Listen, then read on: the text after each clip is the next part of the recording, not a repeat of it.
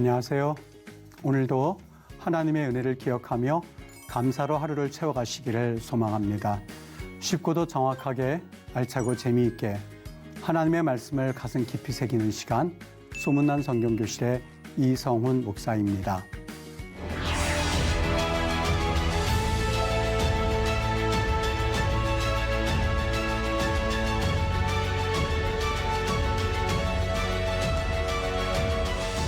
이번 시대는 히브리 언어로 보는 시편을 준비했습니다. 히브리어를 바탕으로 하나님의 마음을 깊이 느껴보는 그런 시간이 되기를 소망합니다. 특별히 이번 강의에서는 시편이 전하는 하나님의 마음을 더 깊이 느껴보고자 합니다. 이 시편 강의를 통해서 여러분들이 하나님과 더 가까워지는 그런 시간이 되기를 소망합니다. 소문난 성경교실을 통해서 저와 함께 시편 여행을 떠나보실까요?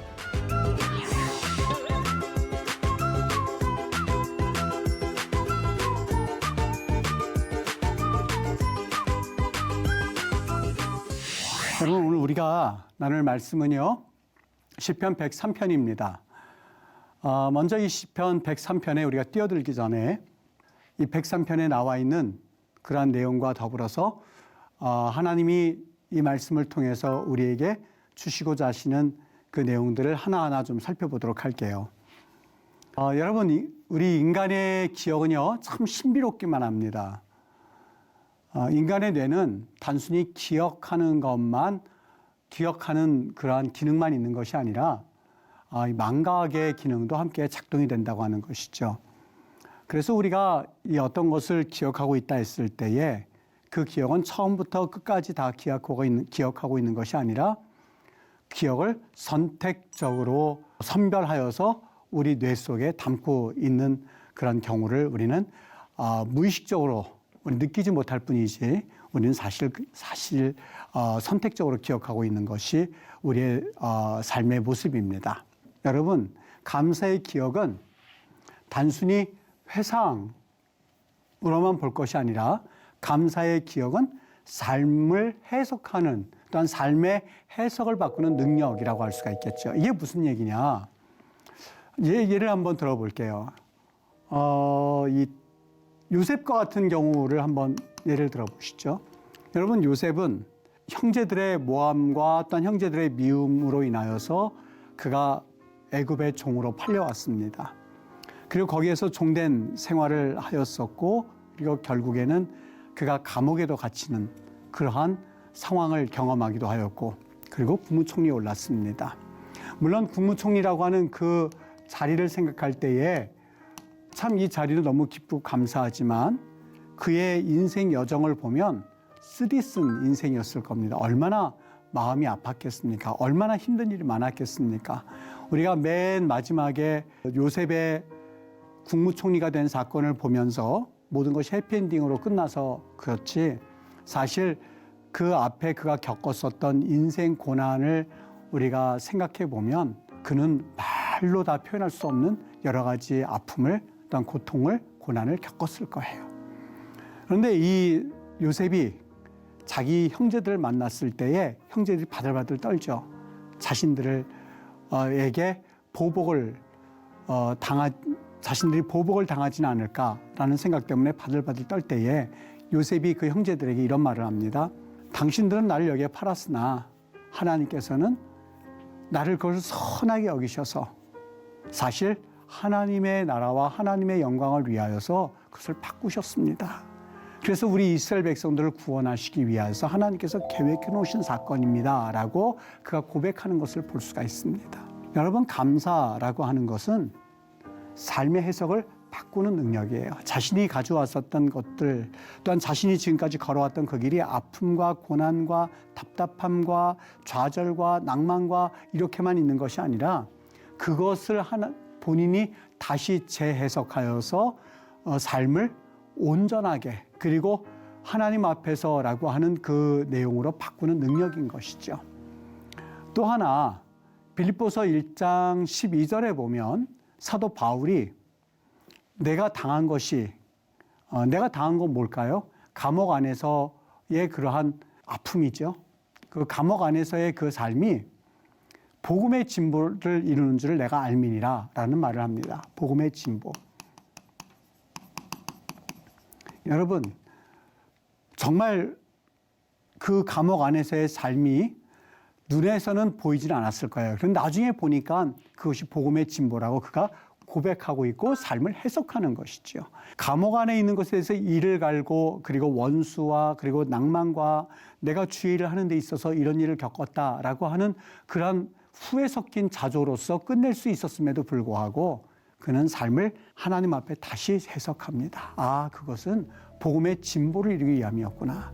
가난하게 태어나고 나는 흙수저로 태어났고 그리고 나는 열등하게 잘하는 것이 없고 그리고 나는 여러 가지 환경이 나쁜 환경이다 라고 하면서 자신의 인생을 비관할 수도 있지만 하나님 앞에서 내가 이런 인생을 하나님께서 그저 허용하셨기에 나에게는 이것을 밟고 더 놀라운 일들을 할 수 있는 기회로 하나님께서 만들어 주셨구나 라고 하면서 삶을 해석하는 힘, 그것을 감사라고 표현하죠. 그래서 저는 감사를 감정이라고 보지 않습니다. 감사라고 하는 것은 하나의 그것은 이 감정의 표현이 아니라 그것은 사람의 해석의 능력이다. 기억의 능력이다. 의지의 표현이다. 이렇게 보는 것이 감사입니다. 그래서 여러분, 내 마음에 감사라고 하는 감정이 들지 않을 때에도 의지적으로 그리고 내가 철저하게 그것을 나의 영적인 힘으로 알고 입술로 고백할 수 있는 그러한 은혜를 꼭 누리시게 되기를 주님의 이름으로 부탁합니다. 여기 감사는 그래서 감정이 아니라 해석이다. 그리고 그 해석은 기억에서 비롯된다. 무엇을 기억하느냐? 지금 내가 감사할 거리가 있습니까? 라고 묻고 있지만 여러분, 내가 어떤 것을 기억하느냐에 따라서 달라져요. 몇 년 전에 여행을 했어요. 근데 그 여행에서 너무너무 고생을 많이 했어요.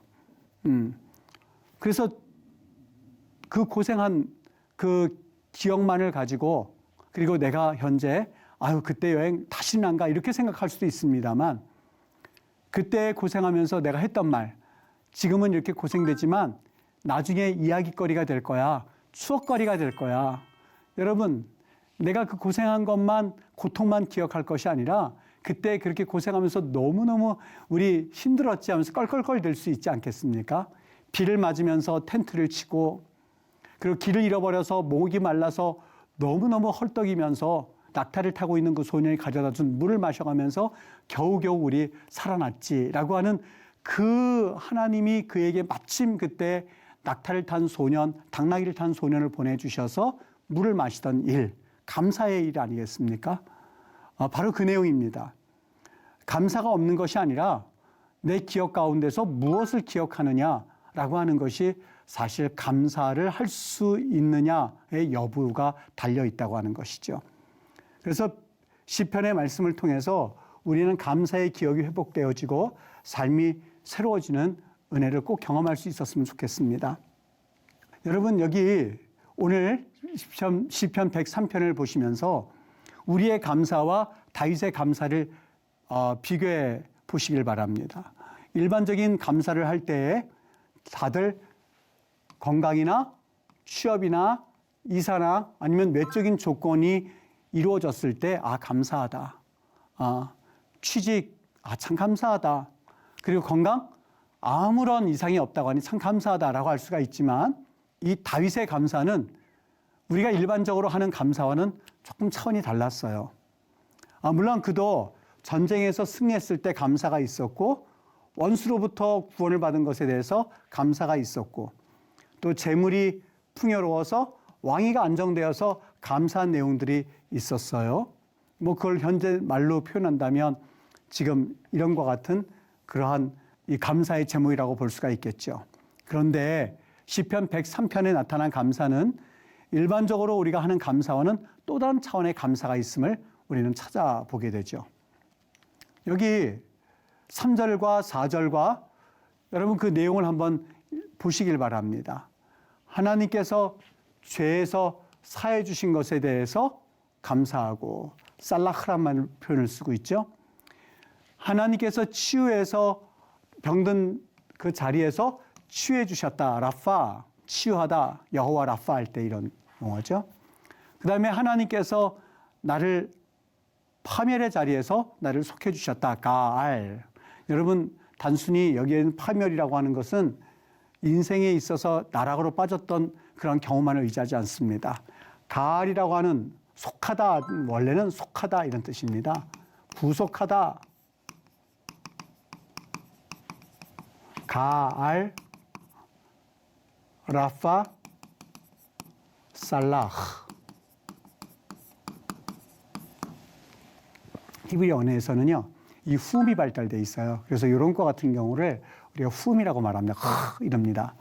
이 남자한테 인사할 때는요, 마슐롬 하 그래요. 마슐롬 하. 그럼 여성한테 인사할 때는 마슐롬에 그러죠. 그리고 여러 사람들이 있으면 마슐롬 햄 하면서 이 후음이 많이 발달되어 있습니다. 그래서 이게 우리가 적을 때는 살라흐 이렇게 적습니다만 발음할 때는 살라흐라고 발음을 하죠. 그 다음에 수치에서 존귀로 회복되었다는 아타르, 하나님이 주시는 그 긍휼하심으로 인한. 그 다음에 결핍한 데서 풍성히 채우신 샤바, 세자남에서 새롭게 하심 하다시, 샤바 그러죠. 이것도 후음이거든요. 이거 그냥 샤바아라고 표현합니다만 이거 할 때는 샤바아, 배에서부터 나오는 그런 발음입니다. 그리고 아타르. 여러분, 이 단어의 특성을 하나하나 살펴보면요, 이 단어는 그 공통점이 있습니다. 일반적으로 눈에 보이는 그러한 조건에서부터 더 나아졌기 때문에 표현하는 단어라기보다도 이것은 사실 눈에 보이지 않는 상황에서 구속의 의미가 많이 담겨져 있는 단어들입니다. 살라흐도 그렇고 라파, 물론 몸의 치유도 그렇지만 영적인 치유, 정신적인 고통에 있는 사람이 그 정신적 고통에서 노임을 받는 그러한 것도 역시 라파죠. 그리고 갈, 아타르 전부 다 뭔가 눈에 보이지는 않으나 눈에 보이지 않는 것에 대해서 일하시는 그 하나님을 높여드릴 때에 사용하는 언어들입니다. 다시 말하면 오늘 103편에 있는 시편 그 다윗의 감사는 단순히 우리가 생각하는 외적인 감사의 차원을 넘어섭니다. 죄 용서와 병고침과 수치 회복의 하나님 은혜에서 시작하는 그런 단어들이고요. 그런 내용이고요. 또 감정이 아니라 용서와 고침에 대한 기억과 고백으로 드린 감사죠. 내 죄를 덮어주시고 그리고 내 병을 고쳐주시고 그리고 나를 살리신 하나님께 감사하라. 여러분, 이것이 바로 다윗의 감사였습니다. 여러분, 어떻게 보면 인간적으로 봤을 때에 지금 이 다윗은 어떤 상황인지 우리는 정확하게 알 수는 없어요. 아마 그의 일생을 우리가 더듬어 기억해 볼 때에 그의 인생은 결코 순탄치가 않았습니다. 형제들로부터, 아버지로부터 사실 다윗은 막내로서 받을 수 있는 그런 귀여움이나 사랑을 사실 받지를 못했어요. 사무엘 선지자가 다윗의 아들들에게 왕으로 세우기 위해서, 기름 붓기 위해서 오는데 첫째 아들, 둘째 아들 전부 다 지나갔습니다. 아들이 더 이상 없었어요. 그때에 사무엘이 이새에게 말하죠. 네 아들이 더 없느냐? 그때에 이 다윗의 입에서 나온 그 말이 사실상 저에게는 좀 충격적이었어요. 아유, 지금 형들은 다 지금 보였습니다만 제가 가장 사랑하는 막내 한 명이 남아 있습니다. 이렇게 말해도 되거든요. 근데 그 아버지 이새가 자기 아들을 일컬어서 저기 카탄, 이 막내가 있나이다 라고 할 때 그 막내란 말을 쓸 때에 이를테면 마지막 말제라는 말도 쓸 수 있을 거예요. 아하론이라는 말도 쓸 수 있고 여러 말도 쓸 수가 있었을 거예요. 근데 이때 썼던 용어가 뭐냐면 카탄 그래요. 카탄. 여러분, 이 카탄이란 말은요, 작은 자가 있습니다 하는 그런 평범한 말인 것 같지만 다른 사람에게 대해서 좀 비하할 때 이 용어를 좀 많이 쓰죠. 여성들끼리, 자매들끼리 얘기할 때, 야, 그 남자 키 어때? 그러면 카탄 그래요. 카탄. 아유, 어떻게 말할까요? 땅따랄? 땅따랄 만에? 아니면, 너무너무 작어. 좀 이렇게 비하할 때에 자주 사용하는 용어가 카탄입니다. 여러분, 아버지가 막내 아들을 부를 때에 사랑하고 정말 귀엽고 너무너무 이뻐서 그런 아들이 있습니다라고 표현해서도 사실 우리가 이 모자랄 판에 그 아들을 향해서 그렇게 표현하고 있는 사무엘서의 말씀을 볼 때에 그는 형제들에게도 인정받지 못했어요. 아버지로부터도 그렇게 많은 사랑을 받은 것 같지는 않아요.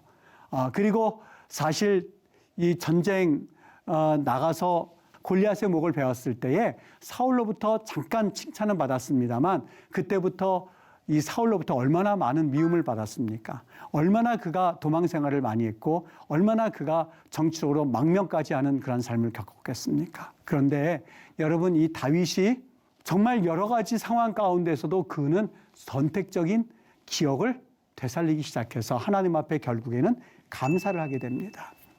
여러분, 감정이 아니라 그것은 하나님 앞에 선별된 기억을 통하여서 하나님께 드리는 또 하나의 신앙의 고백이 감사인 것이죠. 그래서 이렇게 말합니다. 내 죄를 덮으시고 내 병을 고치시고 나를 살리시는 하나님께 감사하십시오 하는 내용이 103편에 있는 다윗의 고백의 내용이에요. 여기 103편 8절과 10절의 내용을 또 한번 보도록 하죠. 그가 이렇게 노래합니다. 여호와는 긍휼이 많으시고 은혜로우시며 노하기를 더디하시고 인자하심이 풍부하시도다. 이걸 여러분 보시기에 오늘 이 시편을 어디서 보셨죠? 시편 103편 8절에서 10절을요. 이 지금 여호와는 긍휼이 많으시고 은혜로우시며 노하기를 더디하시며 인자하심이 풍부하시도다. 어디서 보셨죠? 그렇죠. 출애굽기 34장 6절에서 7절 말씀에 대한 그러한 상황을 염두에 두고 다윗은 노래했던 거예요. 여러분, 이것은 그 하나님께서 말씀하신 내용인데 지금 출애굽기 34장이 어떤 배경입니까? 출애굽기 34장, 33장, 32장에 걸쳐서 보면 이스라엘 백성들이 하나님 앞에 죄를 짓는 장면이 나와요. 모세가 시내산에 올라가서 내려오지 않자 이스라엘 백성들이 하나님 앞에 정말 있을 수 없는 죄를 짓죠. 금송아지를 만들어서 그 금송아지에게 절을 하고 그리고 하나님 앞에 이 죄를 범하는 장면이 있죠. 그때에 하나님께서는 그 백성들을 심판하시기로 작정하셨어요. 그런데 모세가 하나님 앞에 간절히 아뢰죠. 하나님, 중보하죠. 이 백성들을 살려달라고. 이 백성들을 여기서 하나님께서 심판하시면 우리 하나님이 영광 가리우시게 될 거라고. 하나님, 그 백성들을 하나님께서 용서해달라고. 그때 하나님께서 그의 기도를 들으시고 용서해 주세요. 여러분, 그 용서한 그 용서는 이스라엘 백성들이 용서받을 수 있을 만해서가 아니었어요. 그것은 전적으로 한 가지 이유가 있었는데 하나님의 속성 때문에 그래요. 어떤 속성이요? 여호와는 자비롭고 여호와는 은혜롭고 여호와는 노하기를 더디하고 우리 여호와는 인자와 헤세드죠. 헤세드와 진실, 에메트인데요. 여러분, 이 헤세드라고 하는 단어가요. 말로는 번역할 수 없을 만큼 무궁무진한 그런 의미를 가지고 있습니다. 이를테면 계약적인 사랑, 이 계약적인 사랑이라고 그러니까 하나님께서는 계약에 의해 사랑한다 이 뜻이 아니라요.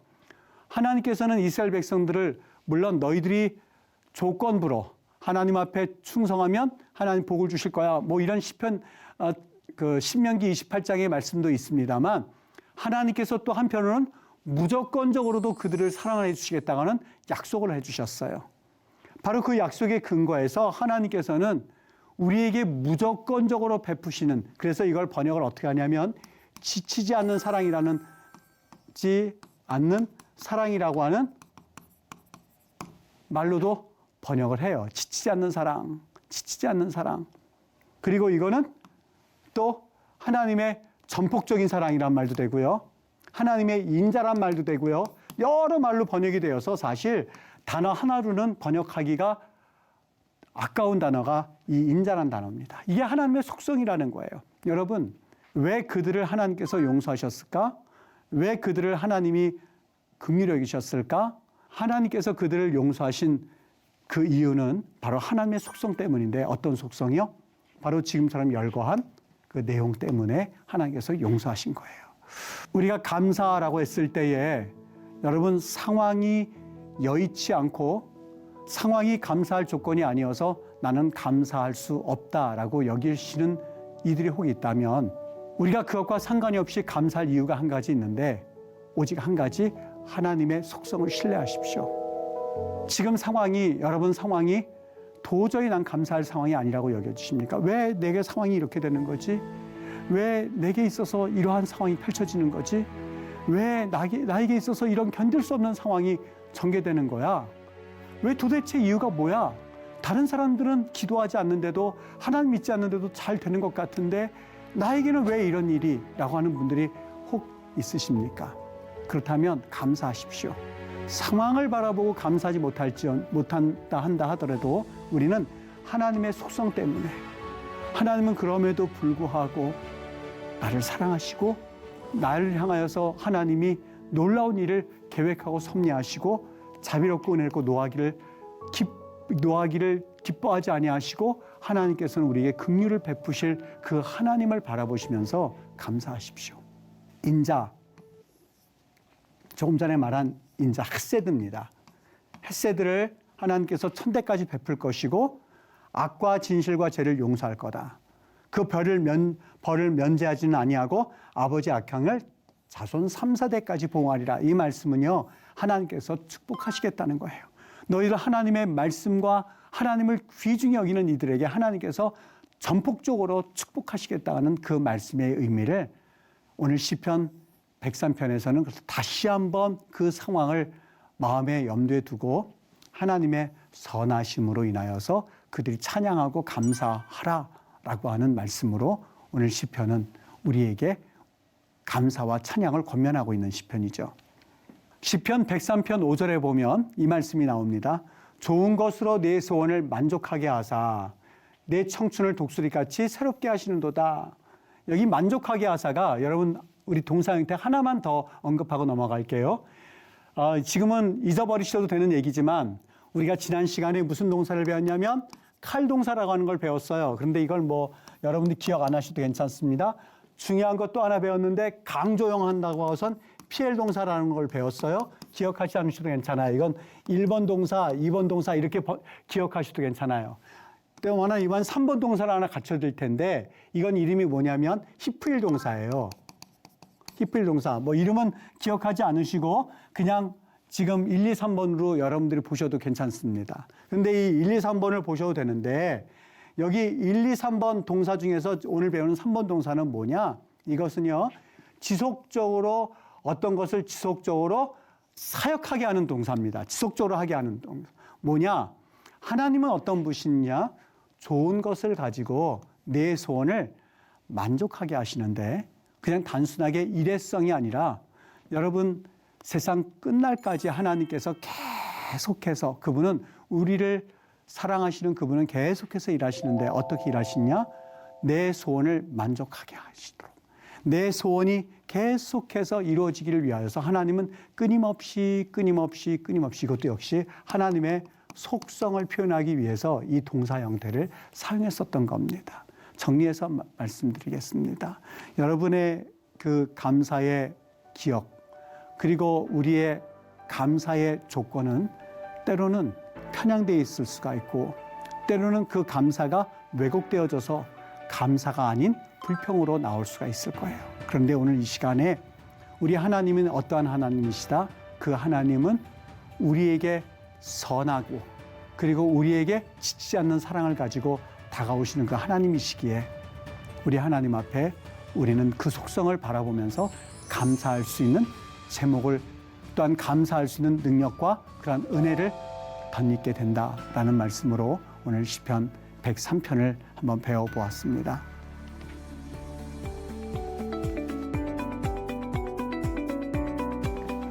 여러분 유익한 시간 되셨습니까? 오늘 수업은 유튜브를 통해서 다시 보실 수 있습니다. 시편의 말씀을 마음에 품고 하나님의 위로와 사랑을 깊이 누리는 여러분 되시기를 바랍니다. 다음 시간에는 우리 시편 121편을 중심으로 하나님의 안전지대라는 제목으로 하나님의 말씀을 배우도록 하겠습니다. 여러분 말씀의 은혜로 기쁨이 넘치는 하루 되시기를 바랍니다. 다음 시간에 반갑게 뵙겠습니다. 감사합니다.